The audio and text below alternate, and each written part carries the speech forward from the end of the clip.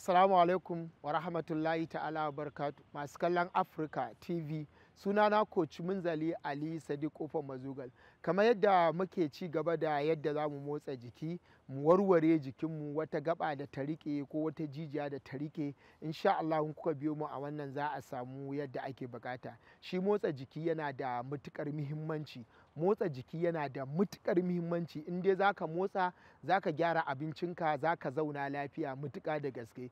Musamman ga lokacin azumi, wa'yansu yau suna azumi, wa'yansu kuma gashi nan dai kowa yadda yake.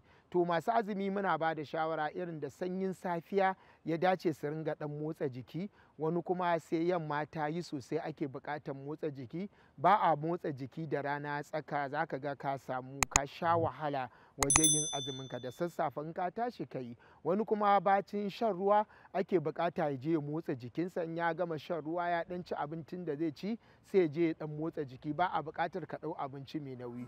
To in za mu warware jikinmu sosai, a buɗe ƙafafuwan, daga hannu. To wannan ƙafafuwan duk sai mu kalli nan, hannun ya ringa juyawa, juya sosai. To sai ka kallo hannunka na baya,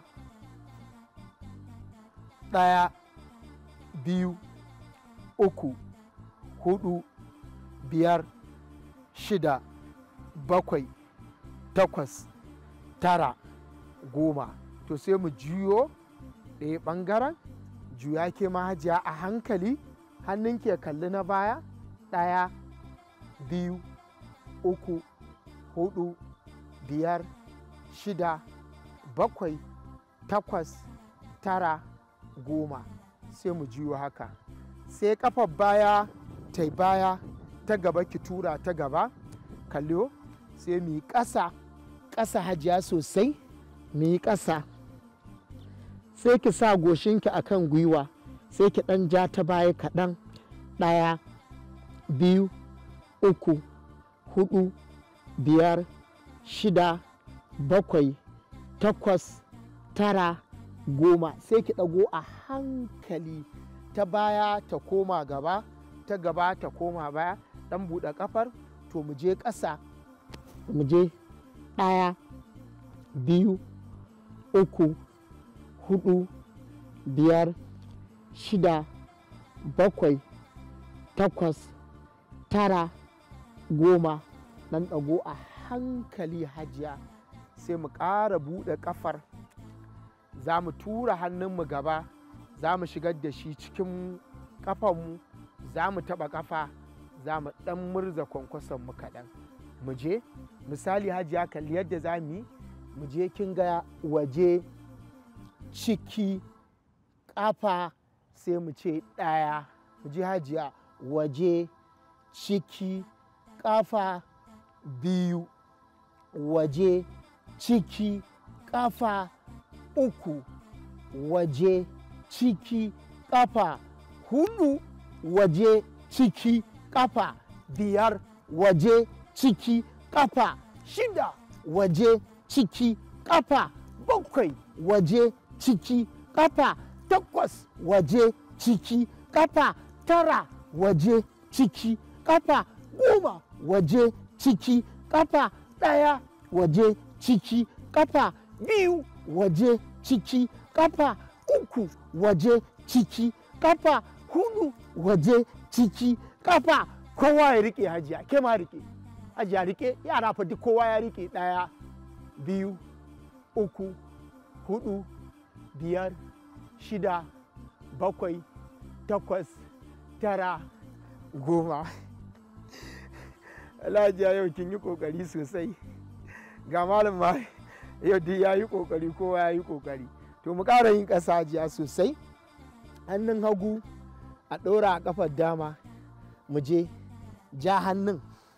1, 2, 3, 4, 5. Sai mu ƙara ɗora a ɗayan. 1, 2, 3, 4, 5. Sai mu taɓa hagu, mu taɓa dama. Mu je 1, 2, 3, 4, 5, 6, 7, 8, tara, masha Allah, 10. Yau dai na san hajiya training din yana daɗi sosai matuƙa da gaske. To yanzu sai kashi na biyu da zamu yi. Yawanci za mu je wajen likita zai ce mu tafi motsa jiki, wani kitse ya yi mai yawa. To yana da kyau in ma ba ka samu damar zuwa wajen coach ba, a gaban talabijin ɗinka in za ka yi Allah da za a samu abin da ake so.